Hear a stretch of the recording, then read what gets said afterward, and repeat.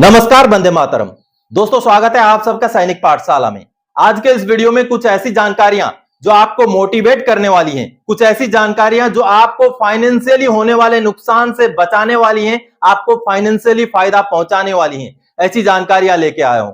दोस्तों, मेरा काम है आपको होने वाले नुकसान से बचाना, आपको सही जानकारी देना।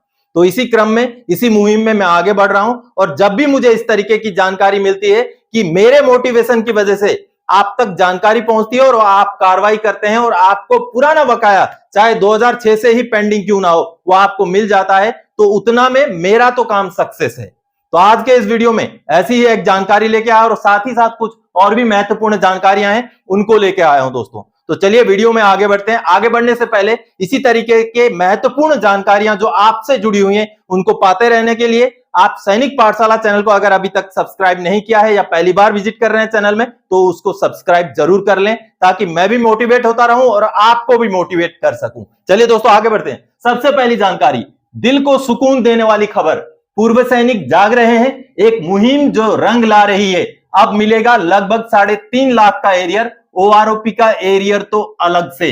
दोस्तों, एक पेंशनर हैं लव पांडे जी, जो डिसेबिलिटी पेंशन लेते हैं। उनका सर्विस एलिमेंट तो रिवाइज हो जाता है, लेकिन डिसेबिलिटी एलिमेंट उनको न जाने कब से लगभग 3,000 का मिल रहा था। लेकिन आज से लगभग 3 महीने पहले उनका मुझसे संपर्क होता है। उसके बाद मैंने उनको जो कार्रवाई बताई, जिस तरीके से उनको मैंने समझाया, उन्होंने कार्रवाई की। वो जागे, उनको इंफॉर्मेशन मिली और उन्होंने जो कार्रवाई की, उसके बाद अब पीसीडीए ने माना है, पीसीडीए ने सीपीपीसी को क्लियर कट आदेश दे दिया है कि पेंशनर को इतना इतना रुपया आपने देना है, और वो भी एरियर के तौर पे 2016 से लेकर अभी तक का उनका एरियर लगभग 3.5 लाख का हो जाएगा, सिर्फ और सिर्फ डिसेबिलिटी एलिमेंट का जब रिवीजन हो रहा है तब। तो देखिए दोस्तों, पेंशनर जो पुराने पेंशनर्स हैं, जानकारी ना होने की वजह से कई ऐसे कुछ कार्रवाइयां होते हैं जिनके बारे में उनको पता नहीं होता है, उसकी वजह से वो नुकसान झेलते रहते हैं और ये सारा पैसा गवर्नमेंट के खाते में जमा रहता है। तो दोस्तों, ये जो आपका एंटाइटलमेंट है वो कैसे लेना है, ये सारी जानकारी आपको होनी जरूरी है। चलिए आज मैं बताता हूं लव पांडे जी के बारे में। आपको सबसे पहले मैं उनका मैसेज दिखाता हूं। ये जो मैसेज आप देख पा रहे हैं, देखिए, उनको एक डॉक्यूमेंट आया है। उस डॉक्यूमेंट में उन्होंने लिखा, सर मैं लव पांडे, मैंने सीपी ग्राम में कंप्लेंट डाला था कि मेरा डिसेबिलिटी पेंशन कम मिल रहा है था, जो कि 2,999 रुपए था। मैं नायक के मेडिकल कैटेगरी था, मुझे डिसेबिलिटी पेंशन 50% अलाउ हो है, जो मिलना चाहिए। मेरा आज सीपी ग्राम का रिस्पॉन्ड आ गया, कृपया इसके मतलब बताएं। सर आप प्लीज मेरे इस काम का जिक्र अपने वीडियो में करें, आई शेल बी थैंकफुल। आगे नीचे उन्होंने लिखा, सर आप अपने चैनल में इसको दिखाएं, I shall be thankful to you. आपके चैनल के द्वारा ही मैं कर पाया हूं, वेरी वेरी थैंक्स फॉर सैनिक पाठशाला। दोस्तों, मेरा एक मुहिम है कि आप सब तक जानकारी पहुंचाऊं, जानकारी के अभाव से आपको कोई नुकसान ना हो, यह मेरा मुहिम है और यह मुहिम कहीं ना कहीं रंग ला रहा है। ऐसे कई सारे पेंशनर्स हैं, पहले भी मैंने ऐसे वाकये आपको दिखाए हैं और पेंशनर्स जाग रहे हैं, इससे मुझे भी खुशी हो रही है। तो दोस्तों, मैं आपको जो लव पांडे जी को पीसीडीए की तरफ से लेटर आया है, वो लेटर दिखाता हूं। चलिए वो लेटर देखते हैं। दोस्तों, ये जो पीसीडीए द्वारा जारी किया गया लेटर आप देख पा रहे हैं, जो कि 18 अगस्त 2023 का है और ये the chief manager CPPC Punjab national bank को जारी किया गया है। अब दोस्तों, पीसीडीए ने इस लेटर में कई सारे डिटेल्स लिखे हैं और पेंशनर को जो रिवीजन होना था, जिस समय पर जो अमाउंट उनको मिलना था, उसके बारे में भी डिटेल्स जानकारी दी गई है। अब आगे मैं आपको दिखाता हूं दोस्तों, ये जो आप देख पा रहे हैं डिटेल्स में सारा चीज, कौन से पीरियड में कितना अमाउंट उनको लागू था, वो भी यहां पर दिया गया है, जैसे आप देख पा रहे हैं।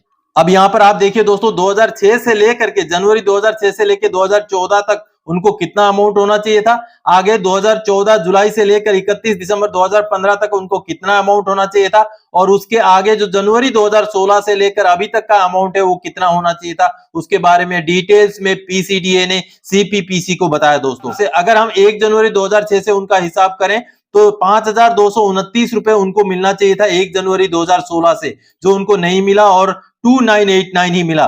तो इसका अगर हम डिफरेंस निकालेंगे 5,529 रुपए और 2,989 में, तो उनका जो डिफरेंस बनता है 2,540 रुपए का। आप देखिए दोस्तों, जनवरी 2016 से लेके अगर 30 जून 2019 तक का अगर 40 रुपए के हिसाब से बीच में जो DADR भी है, तो उसका अगर हम एरियर का कैलकुलेशन करें तो लगभग 1,40,000 रुपए का एरियर उनका जून 2019 तक का बनता है। आगे फिर जुलाई 2019 से, यानी कि जब से OROP लागू है उससे लेकर के दिसंबर 2022 तक का अगर हम हिसाब किताब करें तो इसमें डिफरेंस हो रहा है 3302 रुपए का।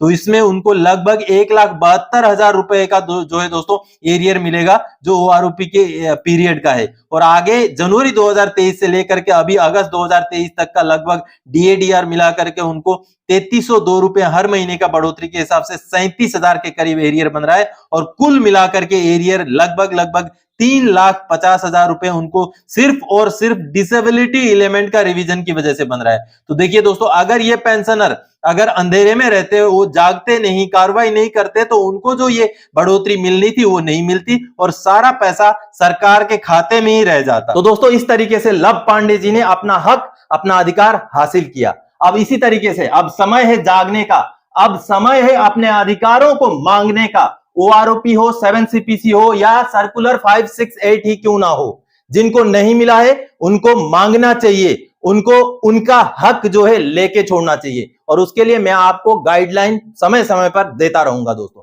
चलिए अगली जानकारी, पूर्व सैनिकों की मांग मानते हुए दी गई सुविधा, एक्स सर्विसमैन वीर नारियों में खुशी की लहर। दोस्तों, ये जो डिफेंस मिनिस्ट्री की तरफ से प्रेस रिलीज जारी किया गया वो आप देख पा रहे हैं, जो 25 अगस्त 2023 का प्रेस रिलीज है।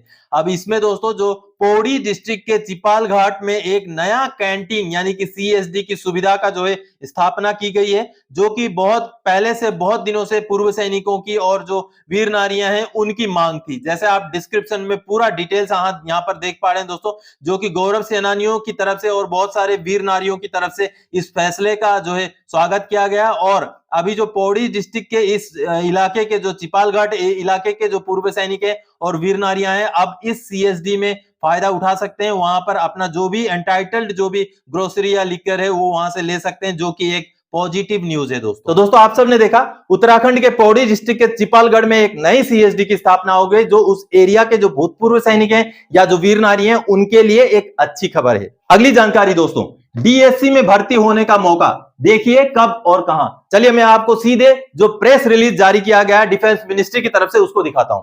अब दोस्तों, ये जो डिफेंस मिनिस्ट्री द्वारा प्रेस रिलीज जारी किया गया, जो कि 24 अगस्त 2023 का प्रेस रिलीज है। अब इस प्रेस रिलीज में DSC में भर्ती के बारे में जानकारी दी गई है, जैसे आप देख पा रहे हैं। आगे मैं आपको दिखाता हूं दोस्तों कि ये भर्ती कहां है और कब है। अब जैसे आप देख पा रहे हैं दोस्तों, ये जो रिक्रूटमेंट रैली फॉर री enrolment of ex serviceman into DSC, यानी कि आप अगर DSC में जाना चाहते हैं तो आपके लिए ये मौका है। और ये मौका दोस्तों पंजाब रेजिमेंटल सेंटर के लिए है, और ये रामगढ़ कैंट यानी कि झारखंड के रामगढ़ कैंट में होगा।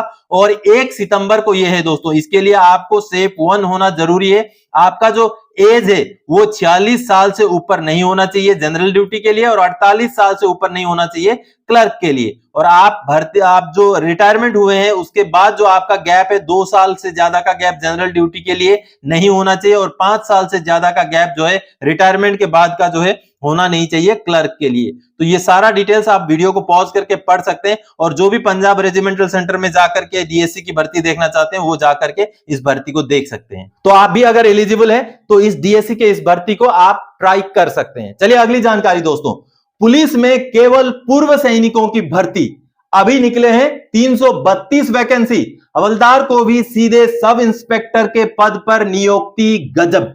जी हां दोस्तों, एक एडवर्टाइजमेंट निकला है आसाम सरकार की तरफ से। मैं आपको दिखाता हूं पूरा एडवर्टाइजमेंट, आप देखिए। अब दोस्तों, ये जो एडवर्टाइजमेंट आप देख पा रहे हैं, जो कि सिर्फ और सिर्फ पूर्व सैनिकों के भर्ती के लिए निकाला गया 24 अगस्त 2023 को। इस एडवर्टाइजमेंट में कई सारे पोस्टों के बारे में एडवर्टाइजमेंट दिया गया दोस्तों, जिसमें इंस्पेक्टर के पोस्ट हैं, सब इंस्पेक्टर के पोस्ट हैं, और साथ ही साथ हेड कांस्टेबल और कांस्टेबल के पोस्ट हैं दोस्तों। ये आसाम पुलिस में आसाम पुलिस बॉर्डर ऑर्गेनाइजेशन के लिए ये एडवर्टाइजमेंट निकाला गया, जो कि सिर्फ और सिर्फ पूर्व सैनिकों के लिए। आगे आप देख पा रहे हैं जो भी उनका पे बैंड होगा, कितना पेमेंट उनको मिलेगा, वो सारी बातें इसमें लिखी गई हैं, जिसको मैं आपको डिस्क्रिप्शन बॉक्स में इसका लिंक डालूंगा, जिसको आप डाउनलोड करके पूरा डिटेल्स में पढ़ सकते हैं। अब दोस्तों देखिए आपको क्या क्या पोस्ट इसमें है।